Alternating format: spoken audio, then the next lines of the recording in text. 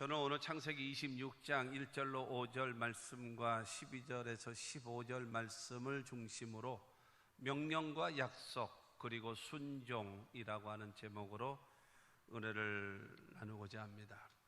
여러분, 모든 일에는 원칙이라고 하는 것이 있어요. 원칙. 이 원칙이 있어요.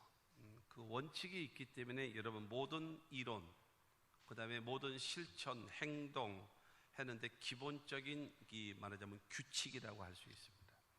이 원칙이 되어 있어야 돼요. 그러니까 모든 일은 말하자면 그 매뉴얼대로 잘 운행되어져야, 그래야 어떤 상황이 든다 할지라도 흔들림이 없이, 요동함이 없이 갈 수가 있을 것입니다. 하나님께서 우리에게 주신 만고불변의 법칙이 있어요. 그 만고불변의 법칙이 바로 무엇인가 하면 심고 거두는 법칙입니다.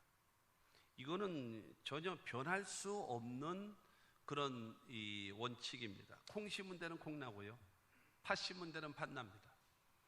많이 심은 자는 많이 거두고 적게 심은 자는 적게 거둡니다. 콩 심은 데 팥 나는 일은 없습니다. 팥 나는 데 콩 심은 일은 없어요. 심지 않은 데 거둘 것이 있는 것은 불가능합니다. 전혀 안 되는 겁니다.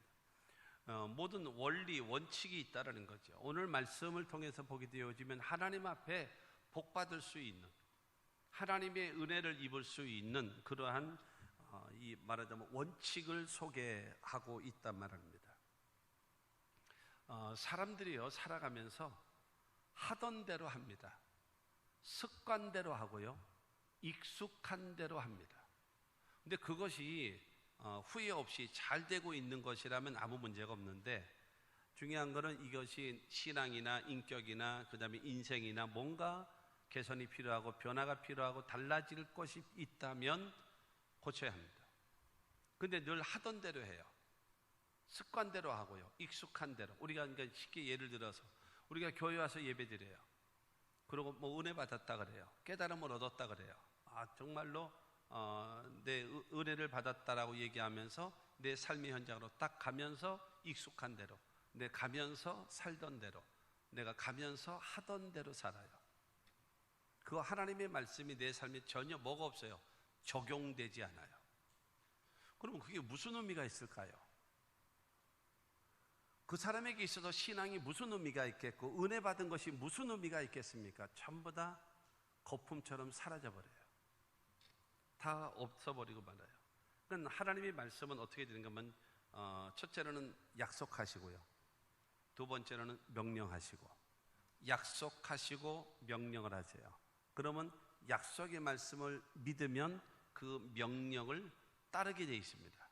그러면 그 약속하신 말씀이 우리 가운데 이루어지는 겁니다. 이것이 원칙입니다. 기본적 원칙이에요. 하나님은 이 약속하시고, 두 번째로는 명령하시고, 그리고 우리는 뭘 해야 되는가 하면 그 약속의 말씀을 믿고 순종해야 되고, 순종하는 자에게 하나님께서 축복하시는 말씀, 이것이 오늘의 말씀입니다.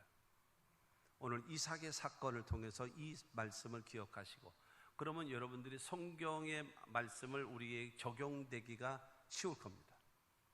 그래서 우리가 하나님의 도우심을 받으면서 이 세상, 마치 이 이삭 때에 흉년이 들은 것처럼 흉년과 같은 여러 가지 총체적으로 어려운 시대를 살아가고 있는 우리들에게 여기서 하나님의 도우심을 받을 수 있는 놀라운 은혜가 있게 되기를 주님의 이름으로 축원합니다. 첫째로 여러분, 흉년의 하나님의 명령, 흉년에 임한 하나님의 명령입니다. 오늘 본문 1절과 2절 말씀을 봅니다. 아브라함 때에 첫 흉년이 들었더니 그 땅에 또 흉년이 들매 이삭이 그랄로 가서 블레셋 왕 아비멜렉에게 이르렀더니 야훼께서 이삭에게 나타나 이르시되 애굽으로 내려가지 말고 내가 내게 지시하는 땅에 거주하라. 창세기 12장 보면은 아브라함 때에도 흉년이 있었어요. 그런데 지금 이삭 때에도 또 흉년이 들었다라고 성경은 말하고 있어요. 그런데 그 아브라함 때에 흉년 들어서 묻지도 않았습니다. 그리고 어디로 갔는가 하면은 그 애굽으로 내려갔습니다. 그러자 그의 아들 이삭도, 물론 그때 창세기 12장 때는 그 이삭이 있지도 않았지만 그 이삭도 애굽으로 내려가려고 하는 거예요. 그러니까 왜냐하면 유목 민족의 족장인 이 이삭에게는요 수많은 사람들, 많은 사람이 있어요. 이 양을 그 짐승을 돌보는 개인 군대가 318명이나 아브람 때에 있었습니다.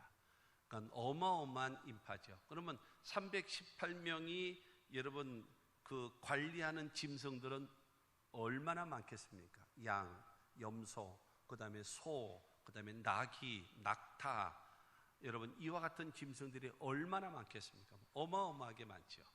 그러다 보니까는 이들에게는 여러분 흉년이 들고 물이 없어져 버리면 사람들 보는 앞에서 그냥 짐승이 쓰러져 죽어버립니다. 뭐 사람도 여러분 그 더운 그 중동 지역에서 물이 없는 건 곧 죽음입니다. 죽음.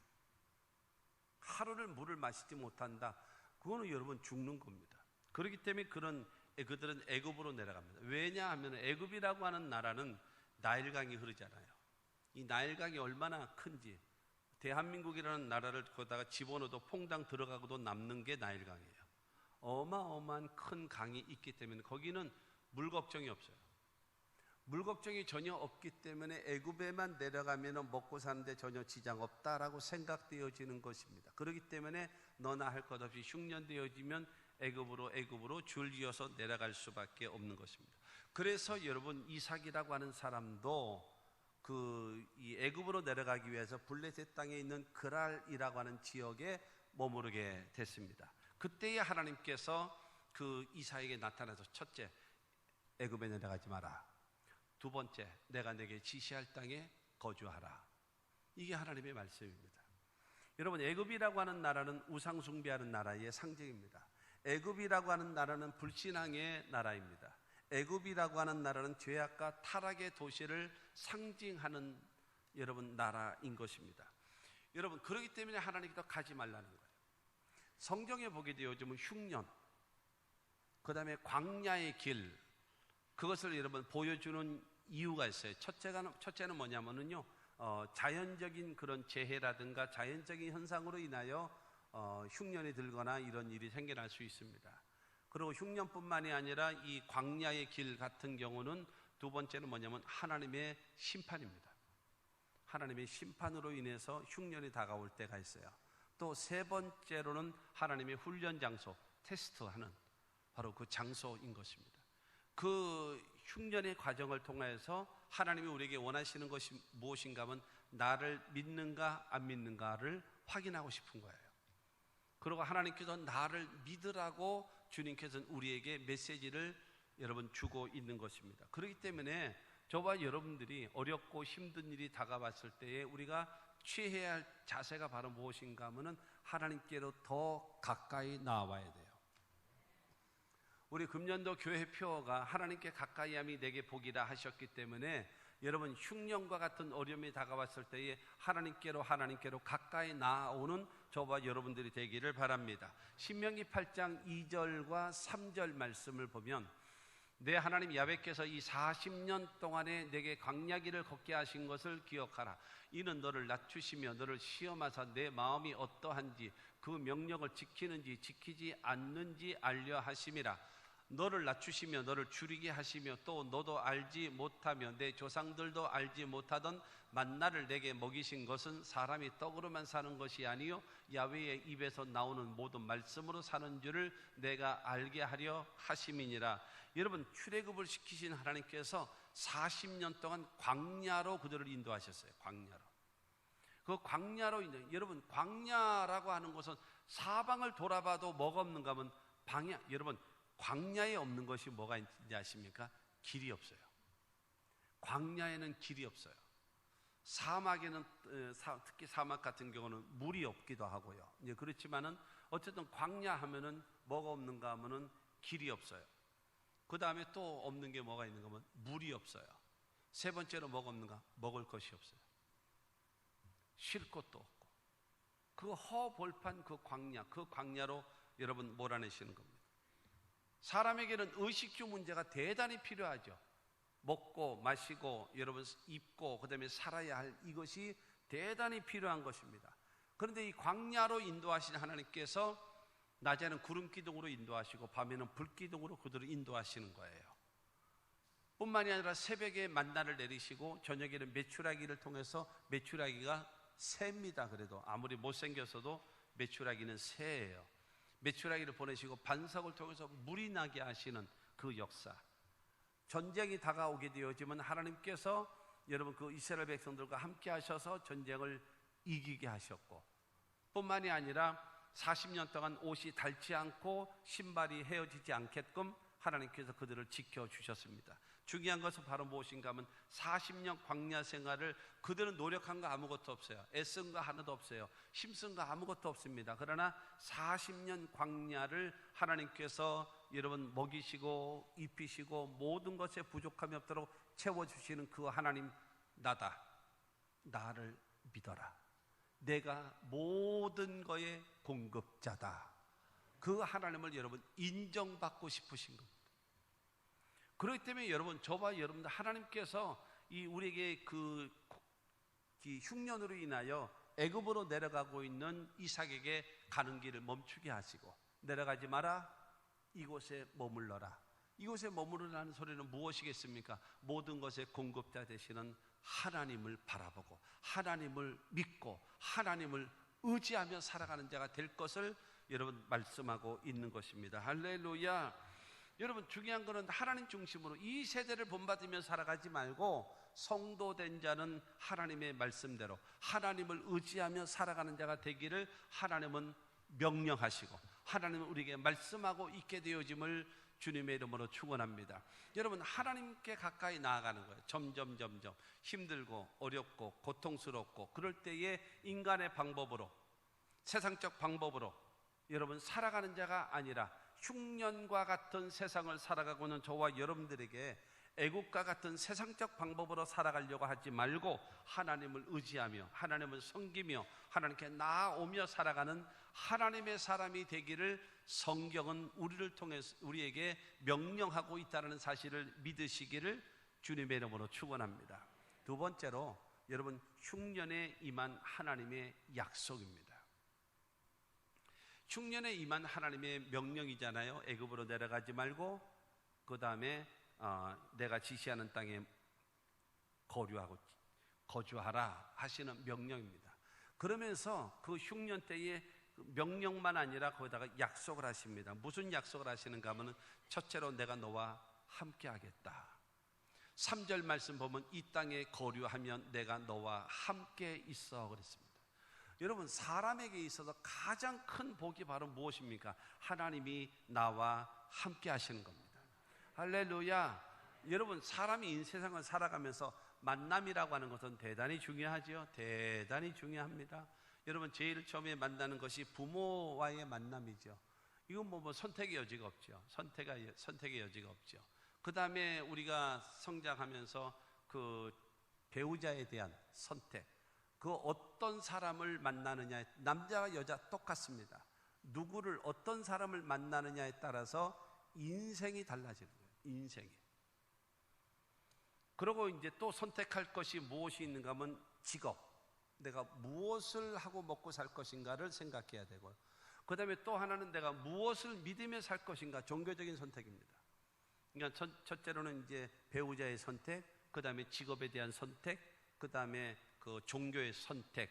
여러분, 이런 것들을 통해서 인간 어떤 내가 선택하고 사느냐에 따라서 내 운명이 바뀌는 거예요. 내 운명이. 그런데 성경에 보게 되어지면요, 요한복음 10장 10절을 통해서 예수님 말씀하신 것처럼 도둑이 오는 것은 도둑질하고 죽이고 멸망시키려는 것뿐이요 내가 온 것은 양으로 생명을 얻게 하되 더 풍성히 얻게 하려 하심이라. 마귀는요 도둑질하고 죽이고 멸망시킵니다. 그러나 예수님은 우리에게 생명을 주시고 풍성케 하시는 하나님이심을 믿게 되기를 주의 이름으로 축원합니다. 그러므로 가장 큰 복이 바로 무엇입니까? 하나님이 나와 함께 하시는 것이 가장 큰 복이다라는 사실을 믿게 되기를 주의 이름으로 축원합니다. 요한복음 8장 29절 말씀을 보면 나를 보내신 이가 나와 함께 하시도다. 나는 항상 그가 기뻐하시는 일을 행함으로 나를 혼자 두지 아니하셨느니라.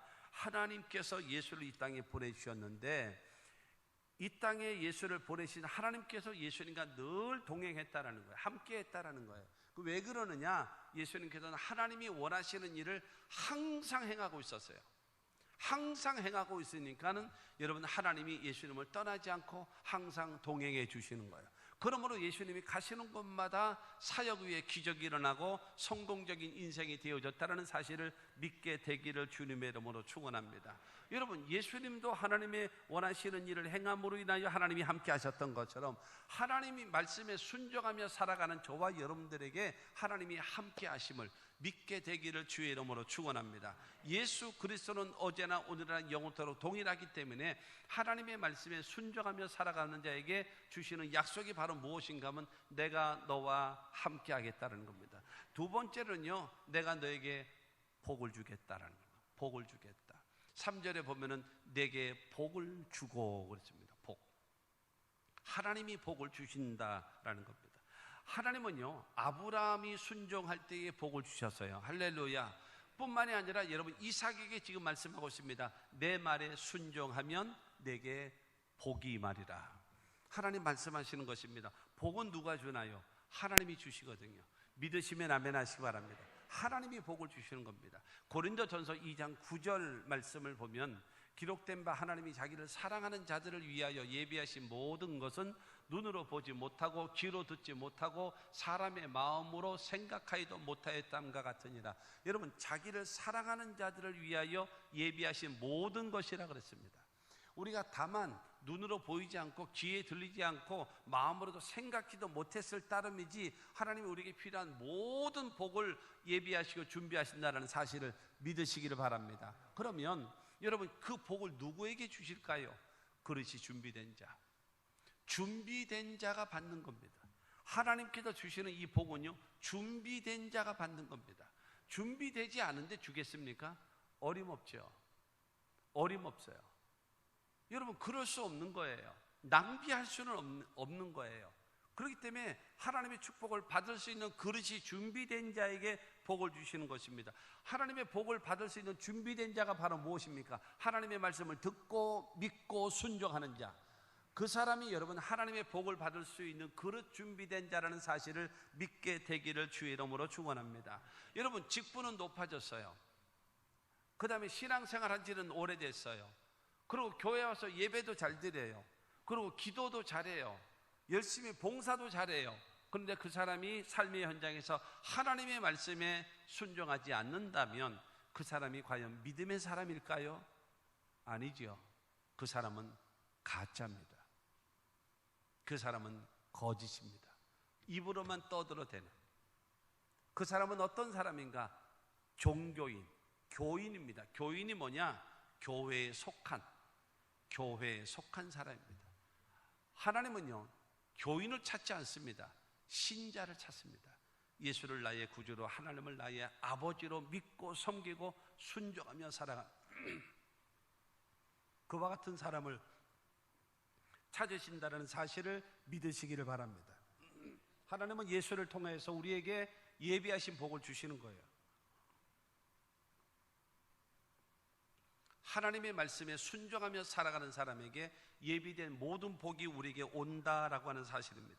세 번째로 하나님은 그 이삭에게 약속하십니다. 내가 이 모든 땅을 너와 네 자손에게 주겠다라고 말씀하십니다. 3절 후반절에 보면 내가 이 모든 땅을 너와 네 자손에게 주리라. 내가 내 아버지 아브라함에게 맹세한 것을 이루어라고.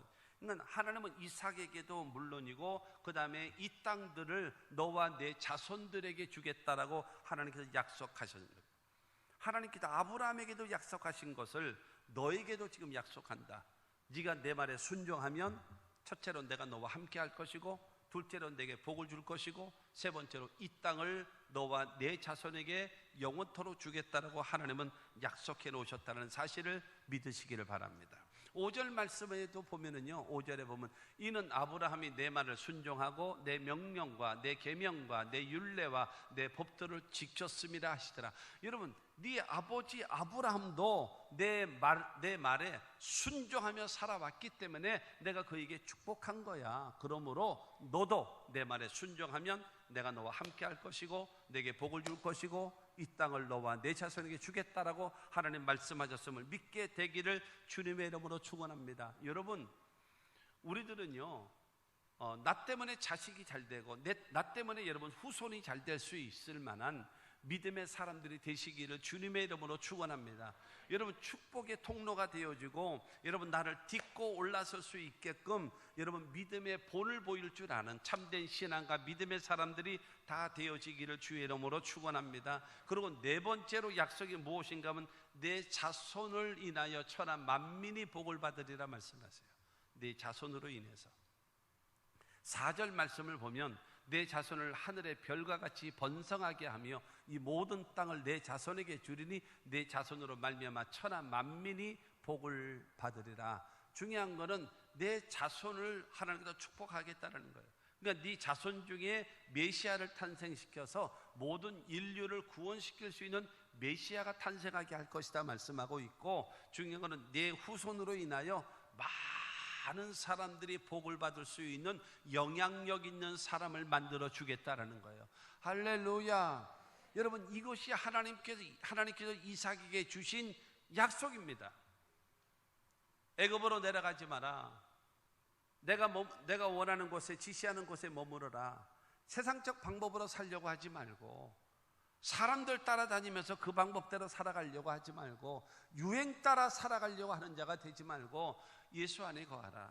하나님 말씀 안에 거하라. 하나님 중심의 신앙을 살아가라. 그러면 첫째로 내가 너와 함께 할 것이고, 두 번째로 내게 복을 줄 것이고, 세 번째로는 이 땅을 너와 내 자손에게 줄 것이고, 네 번째로는 천하 만민이 네 자손으로 인하여 복을 받게 하겠다라고 하나님은 약속해 놓으셨음을 믿게 되기를 바랍니다. 여러분, 신명기 30장 19절 말씀 보면은 내가 오늘 하늘과 땅을 불러 너희에게 증거를 삼노라. 내가 생명과 사망과 복과 저주를 내 앞에 두었은즉 너와 내 자손이 살기 위하여 생명을 택하고. 여러분, 우리는 선택하면 사는 거예요. 뭘 선택하느냐? 생명을 택하면 복이 따라오고, 여러분 사망을 택하면 저주가 따라온다라는 거예요. 그러면서 너와 내 자손이 살기 위해서 생명을 택하라. 이 생명의 주인이 누구냐? 하나님이라는 거예요. 하나님을 선택하면 무엇이 오는가 하면 생명이 오고 생명과 더불어 복이 온다라는 거예요. 그러나 마귀를 선택하고 세상을 선택하게 되어지면 사망을 선택한 것이고 결국에는 저주를 받는 삶을 살아갈 수밖에 없다라고 성경은 말씀하고 있는 것입니다. 그러므로 저와 여러분들 하나님의 말씀에 순종하며 살아가는 자가에게 하나님의 모든 예비하신 복이 주어진다는 사실을 믿게 되기를 바랍니다. 하나 말씀드릴게요. 여러분, 성경적 지식을 가지고 있다면 그건 지식이지 그 지식은 믿음이 아닙니다. 창세기서부터 계시록까지 여러분의 머리에 꽉 차 있다 할지라도 그것은 지식이지 그 지식은 믿음이 아닙니다. 두 번째로, 여러분 내가 믿고 있다면 마치 행하고 있는 줄로 착각하고 있어요. 아는 것은 지식이지 지식은 믿음이 아니고, 내가 믿음을 갖고 있다고 해서 내가 행하고 있는 것은 아닙니다. 그러므로 아는 것과 믿는 것과 행하는 것은 전부 다 별개입니다. 그러나 아는 것과 믿는 것과 행하는 것을 하나로 해야 온전한 신앙이에요. 할렐루야. 그것이 생명력 있는 신앙이요 살아있는 신앙임을 믿게 되기를 주님의 이름으로 축원합니다. 그러므로 하나님께서 명령하시고 그 다음에 하나님께서 약속해 놓으셨다는 겁니다. 세 번째로, 흉년 속에 하나님의 명령을 듣고 그 다음에 약속의 말씀을 들은 이삭은 순종하는 거예요. 하나님의 말씀에 순종입니다. 6절 말씀 보면 이삭이 그랄에 거주하였더니, 그랄이라는 지역에 머물렀다가 이제 애굽으로 내려가는 거예요. 애굽으로 내려가면 되는데 하나님께서 내려가지 마라, 내가 지시하는 땅에 있으라 그랬더니 그 땅에 머물러 버리는 거예요. 그것이 바로 무엇입니까? 이삭의 순종입니다.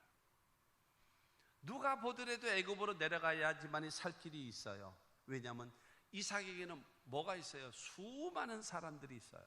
종들이, 어마어마하게 많은 짐승들이 따라오고 있습니다. 그렇기 때문에 여러분, 당장 필요한 것이 무엇입니까? 물입니다. 물. 먹을 것과 더불어 물이 가장 필요한 것입니다. 그런데 하나님의 여러분 명령의 말씀을 듣고 그리고 약속의 말씀을 믿은 후에 그는 실천하는 거예요. 그 안에 머무르는, 이게 신앙적 결단입니다. 결단. 여러분, 이런 결단이 없으면 되겠습니까? 우리가 신앙생활을 하면서 하나님의 말씀을 듣고도 알고도 깨닫고도 행하지 않는 것은 무엇을 말하는가 하면 하나님의 말씀을 무시하는 겁니다. 하나님의 말씀이 내 앞에서 번번이 무시당합니다. 어느 사람은 그 하나님의 말씀을 깨닫고 그 말씀을 믿었다면 그 말씀대로 순종하는 사람이 있는 거예요. 하나님이 원하시는 사람은 말씀을 무시하는 사람, 여러분 절대적으로 기억하십시오. 하나님은요, 짝사랑하지 않습니다. 하나님은 절대로 짝사랑하지 않습니다. 나를 사랑하면 내가 사랑한다. 나를 간절히 찾으면 나를 만날 것이다. 믿으면 구원, 기도하면 응답, 불순종하면 저주, 순종하면 축복. 반드시 여러분, 성경은 뭐로 되어 있는가 하면 조건부로 되어 있습니다. 조건부. 그렇기 때문에 우리에게 하나님께서 우리에게 원하시는 것이 바로 무엇인가 하면 하나님의 말씀을 들었고 그 말씀을 믿었다면 그 말씀에 순종할 때에 그 신앙이 온전한 신앙이 되는 겁니다. 잠언서 3장 5절과 6절 말씀 보면 너는 마음을 다하여 야훼를 신뢰하고 내 명철을 의지하지 말라. 너는 범사의 그를 인정하라. 그리하면 내 길을 지도하시리라. 할렐루야. 여러분, 신앙생활은요, 하나님이 하실 일이 있고요, 사람이 할 일이 있어요. 하나님이 하실 일은 하나님이 하시는 것이고 사람이 할 일은 사람이 하는 것입니다. 여러분, 그런 말 있지 않습니까? 진인사 대천명이라는 제갈공명이 썼던 그 말, 진인사, 여러분 사람이 할 일을 다 하면 대천명, 하늘의 명이 떨어지는 거예요. 그와 마찬가지로 신앙생활은 하나님이 하실 일과 사람이 할 일이 있어요. 그러면 먼저 할 일이 바로 무엇인가 하면 사람이 할 일입니다. 사람이 할 일이 바로 무엇인가 하면 너는 마음을 다하여 야훼를 신뢰하라. 하나님을 신뢰하라는 거예요. 하나님을 하나님으로 인정하라는 거예요. 그 하나님의 약속의 말씀을 신뢰하라는 겁니다. 그리고 두 번째로는 내 명철을 의지하지 말라.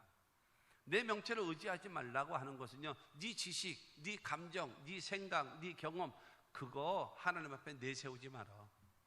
하나님을 신뢰했다면 내 지식과 내 경험 이거를 버려, 이걸 포기해. 이게 쉬운 게 아닙니다. 이게 지금 남이 얘기할 때는 아멘을 하는데 중요한 건 내 상황이 되어지면 이게 아멘이 안 된단 말이에요. 근데 중요한 건 성경은 야훼를 신뢰하라, 마음을 다하여. 그 다음에 두 번째가 내 명철을 의지하지 말라. 그 다음에 세 번째로 범사의 그를 인정하라. 하나님을 인정해라. 하나님은 전문가이십니다.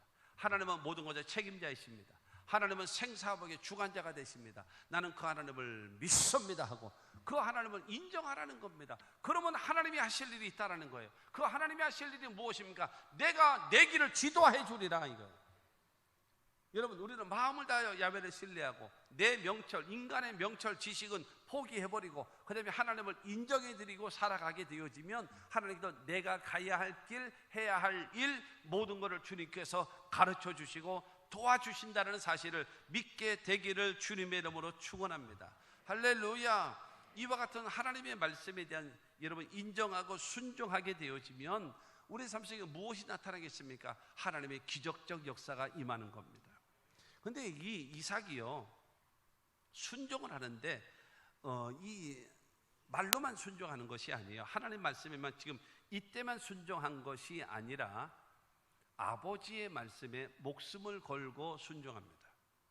아버지의 말씀에 목숨을 걸고. 하나님이 아브라함을 확인해 보고 싶은 거예요. 그 믿음을 확인해 보고 싶은 거예요. 나를 얼마만큼 믿는가, 얼마만큼 사랑하는가를 확인해 보고 싶은 겁니다. 그래서 창세기 22장 2절 말씀을 보면 야훼께서 이르시되 내 아들 내 사랑하는 독자 이삭을 데리고 모리아 땅으로 가서 내가 내게 일러준 한 산 거기서 그를 번제로 드리라.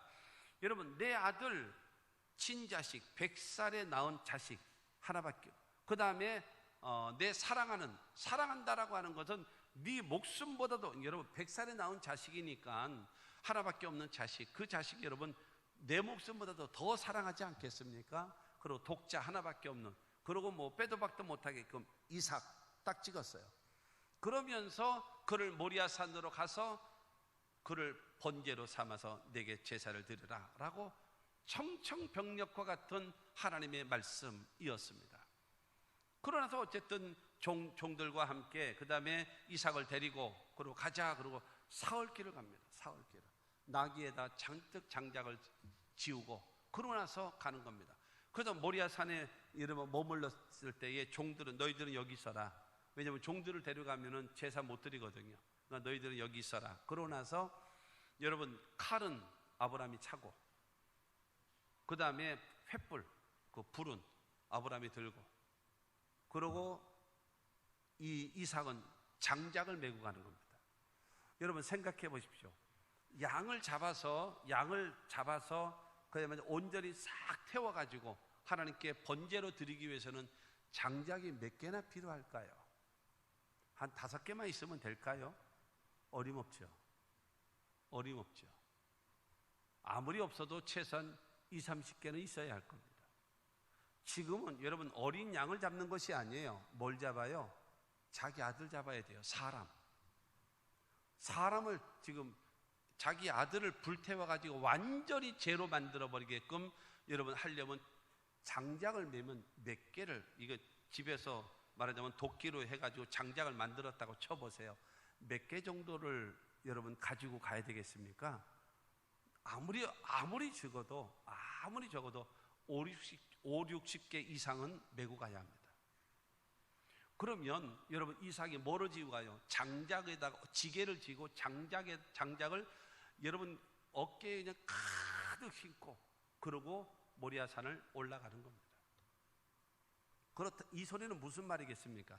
이삭이 어린애가 아니라는 소리예요.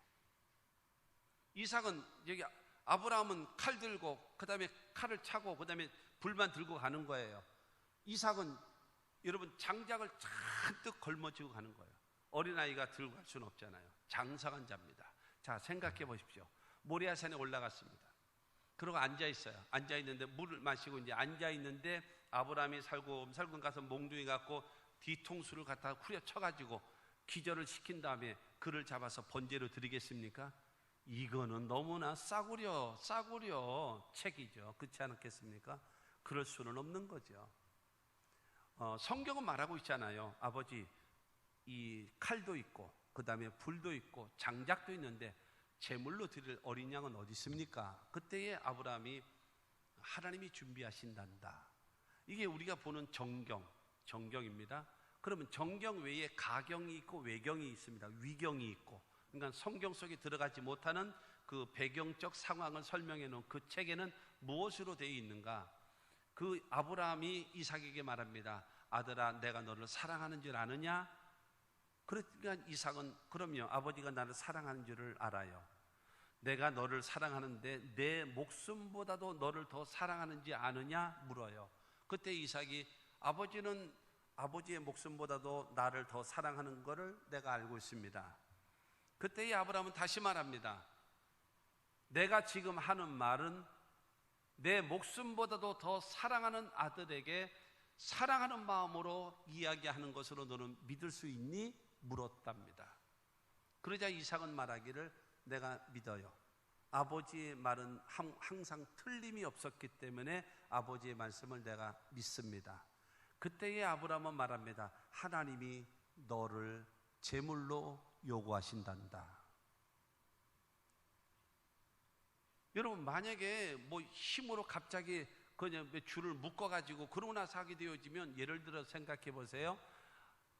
이삭의 나이가 25에서 28이라고 하는 데도 있고, 청소년 한 18세라고 하는 것도 있고 그렇습니다. 그러나 예를 들어 18세다 할지라도 여러분 이삭이 18살 되어지면 아브라함 나이가 몇 살입니까? 118살이에요. 아무리 여러분 118살 아브라함이 황후 장수와 같은 사람이다 할지라도 여러분 118살 된 여러분 노인이 18살 된 청년을 여러분 이길 수 있습니까? 불가능하거든요. 아버지를 통해서 하나님이 원하시는 그 신앙은 내가 목숨을 걸고라도 나는 순종하겠습니다. 그래서 손을 내밀고 자기가 묶임을 당하고 그야말로 장자구에 누워지는. 그러니까 다 간단해요. 여러분, 양을 잡을 때 이게 도끼로 나무 찍듯이 찍는 게 아니고, 여러분, 팔하고 이 다리를 묶어요. 그러면 고개를 이렇게 제낍니다. 고개를 제끼고 칼로 여기 목을 딱 따면 됩니다. 목을 딱 따도 쫙 이 뒤로 제끼면 피가 쫙 쏟아져요. 그러면 죽는 거예요. 그리고 각을 떠서 하나님께 제사 드리거든요. 중요한 것은 바로 무엇인가 하면, 하나님을 통해서 아버지 아브라함에게 말씀하셨기 때문에, 아버지의 말씀은 곧 하나님의 말씀으로 받았기 때문에, 여러분, 이삭은 목숨을 걸고 아버지 말씀에 순종하는 자.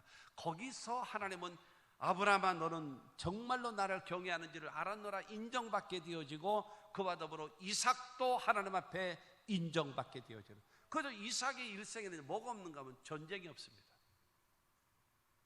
순종, 하나님의 말씀에 순종. 순종하지 아니하는 신앙은 가짜입니다. 순종이 없는 신앙은 거짓입니다. 입으로만 떠들어대는 그는 거짓입니다. 교인입니다. 이런 사람에게는 주님은 전혀 관심을 갖지 않는다라는 사실을 기억하십시오. 야고보서 2장 22절 말씀 보면, 내가 보거니와 믿음이 그의 행함과 함께 일하고 행함으로 믿음이 온전하게 되었느니라. 여러분, 믿음이 행함과 함께 일하는 거예요. 믿음이 행함과 함께 일함으로, 그 행함으로 믿음이 뭐예요? 온전한 믿음이라고 인정받게 되는 겁니다. 여러분, 온전한 믿음의 사람으로 인정받는 저와 여러분들이 다 되시기를 주님의 이름으로 축원합니다. 그러면 네 번째로, 흉년해 주시는 하나님의 축복입니다. 명령만 하시고 약속만 하시고 그 다음에 이삭은 순종만 하고 끝 되어진다면 너무 허무하잖아요. 하나님을 구태여 믿어야 될 의미가 별로 없어지지 않겠습니까? 그런데 하나님은 명령하셨고, 두 번째는 약속하셨고, 그 다음에 이삭은 그 말씀에 순종했더니 하나님 그에게 축복하시는 겁니다. 어떻게 축복하시는가? 이 흉년 때에 12절과 13절입니다. 이삭이 그 땅에서 농사하여 그 해에 100배나 얻었고, 야베께서 복을 주심으로 그 사람이 창대하고 왕성하여 마침내 거부가 되어. 목축업을 하던 이삭이에요. 그렇기 때문에 하나님의 약속의 말씀을 믿고 거기서 뭘 하는 거예요? 농사를 짓는 거예요. 목축업을 하던 사람이 지금 농사를 직업을 바꾼 거예요. 직업을 바꿔서 했는데 하나님께서, 야훼께서, 한번 따라해 보시겠습니까? 야훼께서 복을 주심으로. 여러분, 성경은 말하고 있거든요. 그 땅에서 농사에 그해 100배나 얻었고, 야훼께서 복을 주심으로 그 사람이 창대하고 왕성하여 마침내 거부가 되어졌다라고 성경은 말하고 있습니다. 하나님이 복을 주시는 거예요.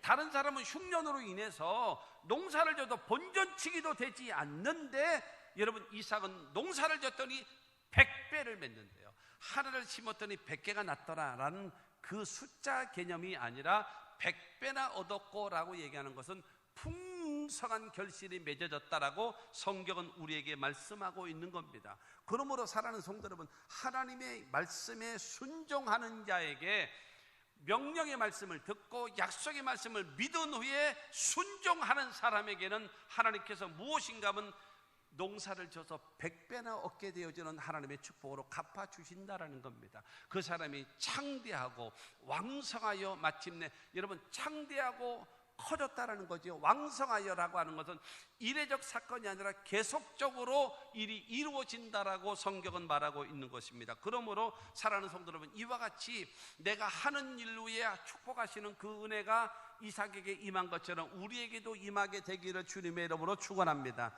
그 다음에 14절 말씀 보면, 양과 소가 떼를 이루고 종이 심이 많으므로 블레셋 사람이 그를 시기하여.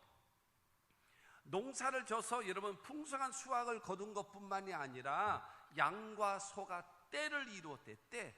떼를 이루었다라고 얘기하는 것은 짐승에게 떼를 얘기할 때는 2,000마리입니다. 2,000마리.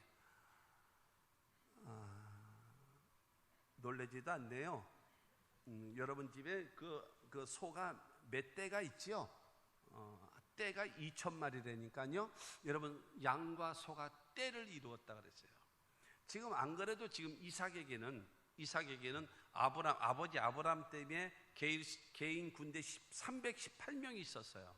소와 양과 염소와 그 다음에 나귀, 그 다음에 또 이 낙타들, 그들을 키우는 관리하는 사람이 318명이었었거든요. 근데 지금 양이 많아지고 소가 많아지고 그 다음에 종들이 왜 종이 많아지나요? 여러분, 짐승이 많아지는가? 그들을 관리하는 관리자들이 필요하기 때문에 사람들을 더 많이 두는 거예요. 남이 안 될 때에, 본전치기도 안 될 때에, 힘들 때에 하나님께서 복 주시는 거예요. 누구에게요? 하나님의 명령의 말씀을 듣고 약속의 말씀을 믿은 후에 하나님 말씀에 순종했더니 소리는 잡히는 것 없고 귀에는 들리는 것 없고 내 앞길 칠흑같이 어둡고 막막한 것 같을지라도 하나님을 믿고 하나님의 말씀을 믿고 순종했더니 하나님께서 축복하시는 거예요. 믿게 되기를 주의 이름으로 축원합니다. 여러분, 제가 지금 말씀드리고 싶은 것은 희망사항을 말하는 것이 아니라 여러분의 현 주소가 돼야 돼요. 여러분의 발의 현 주소. 하나님이 그렇게 축복하시는 것을 바라보고 생각하고 아멘이 아니라 내 삶이 하나님의 약속의 말씀을 믿고 하나님의 명령의 말씀에 순종함으로 인하여 하나님께서 내 농사에 축복하시는 그 역사를 경험하게 되어지고 여러분, 짐승이 많아지고 종들이 많아지는 그 축복을 여러분들도 경험하게 되기를 주님의 이름으로 축원합니다. 여러분, 15절 16절 말씀 보면 그 아버지 아브람 때에 그 아버지의 종들이 판 모든 우물을 막고 흙으로 메웠더라. 아비멜렉이 이삭에게 이르되 내가 우리보다 크게 강성한 즉 우리를 떠나라. 여러분, 시기 질투가 나가지고 여러분, 그 블레셋 왕 아비멜렉이 와가지고 이삭에게 다 떠나. 아니, 굴러온 돌이 박힌 돌을 뽑아낸다고, 우리도 지금 먹고 살기 어렵고 흉년으로 고통을 당하고 있는데 너희들 와가지고 우리를 이렇게 어렵고 너희는 그러고 잘 되고 우리는 안 되면 되겠냐? 다 떠나 그러고 나서 다 쫓아버리는 거예요. 다 쫓아버려요. 그럼에도 불구하고 여러분, 하나님은 그 이삭에게 복을 주시는데 어떻게 주시는가? 19절 21절 22절입니다 19절에 보면 이삭의 종들이 골짜기를 파서 샘 근원을 얻었더니, 21절은 말합니다. 또 다른 우물을 팠더니, 22절은 말합니다. 이삭이 거기서 옮겨 다른 우물을 팠더니, 흉년에 블레셋 사람들은 파도 흙밖에 안 나오는데 여러분, 이 이삭은 파기만 하면은 물이 콸콸콸 나오고 여러분, 우물을 파기만 하면 물이 콸콸콸 나오고 어느 대목에 여러분을 아멘 하시기를 원하세요? 여러분, 우물이라고 하는 것은 옛날 과거의 전쟁은요, 영토전쟁입니다. 과거에는요, 영토전쟁. 그런데 그 영토 중에 더군다나 이 중동 지역은 어떤 전쟁이냐? 우물전쟁입니다. 물전쟁이에요. 우물을 얻기 위해서 침략을 해가는 거예요. 그래서 전쟁에서 싸우는 거예요. 왜? 그 우물은 우리나라와 우리 족속들을 먹여 살릴 수 있는 근원이 되기 때문에요. 그러거든요. 근데 이삭은 가서 우물을 파기만 하면은 물이 콸콸콸 쏟아져. 그러면 지금의 여러분, 우물이 무엇입니까? 여러분이 경영하는 사업입니다. 여러분이 행하고 있는 모든 생애를 말하는 겁니다. 내가 하는 일에 손을 대는 것마다 잘 돼요. 뭐 마이더스라는 사람이 그 사람이 손을 대기만 하면 다 금으로 바뀌어졌다는 것처럼 뭐 그 금으로 되는 건 아니래도 여러분, 내가 하는 일마다 하나님께서 우리에게 복 주셔서 형통케 하시는 그 은혜가 임했던 것처럼 우리들에게도 하나님의 말씀에 따라 순종할 때에 이와 같은 축복이 있어짐을 믿게 되기를 주의 이름으로 축원합니다. 하나 더 얘기하면 28절 말씀 보면 그들이 이르되 야훼께서 너와 함께 계심을 우리가 분명히 보았으므로 우리의 사이 곧 우리와 너 사이에 맹세하여 너와 계약을 맺으리라 말하였느라. 여러분, 아비멜렉이라고 하는 이 블레셋 왕이 자기 친구 군대 장관 드골과 친구 아우삿이라고 하는, 그래서 세 명이 찾아온 거예요. 아니, 왜 찾아왔냐? 나가라 그래서 계속 나가서 왔는데 왜 찾아왔냐? 그랬더니 아비멜렉이 말하는 겁니다. 하나님이 너와 함께 하시는 것을 우리가 눈으로 보았다. 이 흉년 가운데 너는 농사를 져서 100배나 얻게 되어지고 소와 양들이 힘이 많아지고 너는 종들이 많아지고 우물을 팔 때마다 물이 솟구쳐 나오고 우리는 안 돼. 반대로 농사를 져도 안 돼. 짐승은 죽어나가. 그 다음에 우물을 파도 흙만 나와. 안 되는데 너는 된다. 너와 우리와 전쟁을 하면 우리는 망한다. 왜? 하나님이 너와 함께 하시기 때문이다. 사랑하는 성도 여러분, 원수가 스스로 굴복하는 일까지 생겨나게끔 하나님이 축복하심을 믿게 되기를 주의 이름으로 축원합니다. 하나님을 믿으십시오. 여러분, 성경 속에 나와 있는 그 하나님이 무슨 의미가 있습니까? 성경 속에 나와 있는 하나님이 무슨 의미가 있습니까?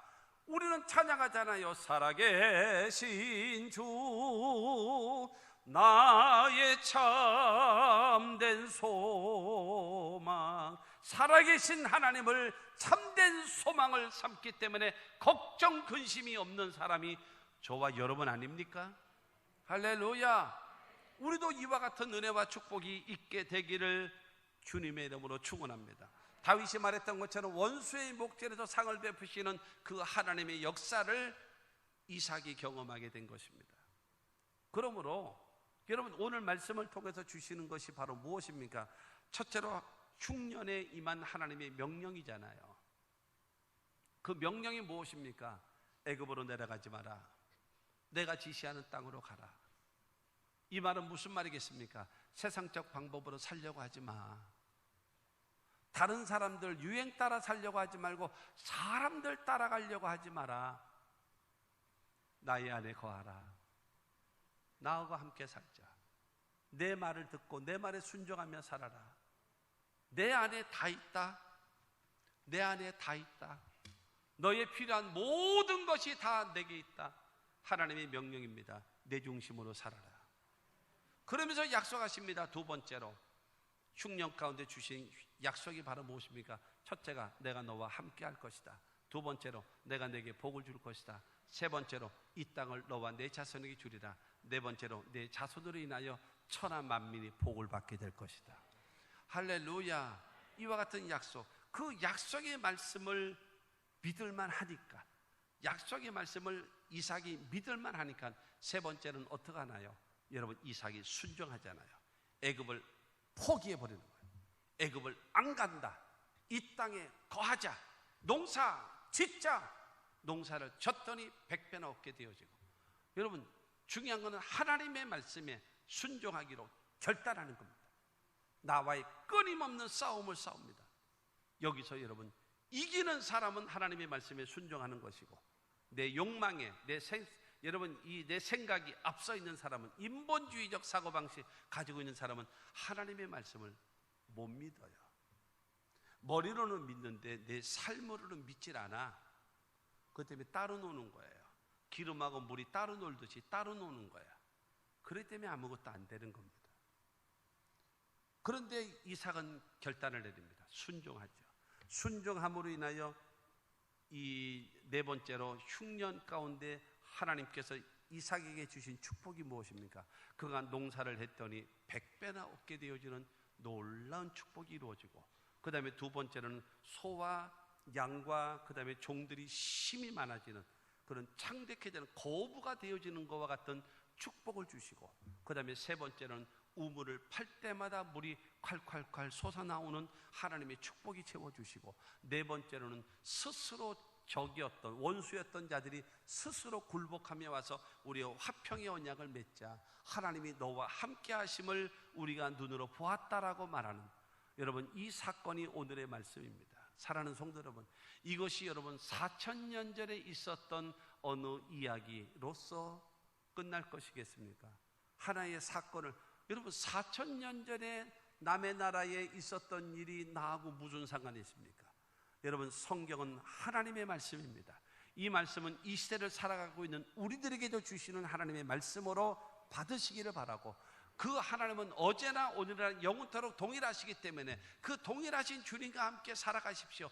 어차피 한 번밖에 못 사는 인생인데 주님과 함께 사십시오. 함께 가십시오. 주님의 도우심과 역사하심을 눈으로 보고 손으로 만지고 삶에 느끼며 간증하며 살아갈 수 있는 저와 여러분들이 되기를 주의 이름으로 축원합니다. 이 시대에 가장 필요한 사람이 누구인가? 간증거리입니다. 이것이 나의 간증이요 이것이 나의 찬송일세.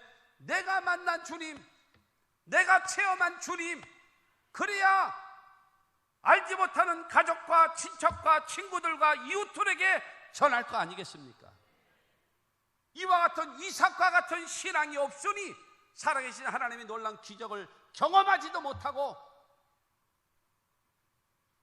그러니 복음 전하지도 못하고 세상 사람들하고 속에서 살고 있으니 세상 사람들한테는 얻어 터져서 욕만 먹고 살고, 그러므로 인하여 하나님 영광은 떨어지고 이렇게 되는 거예요.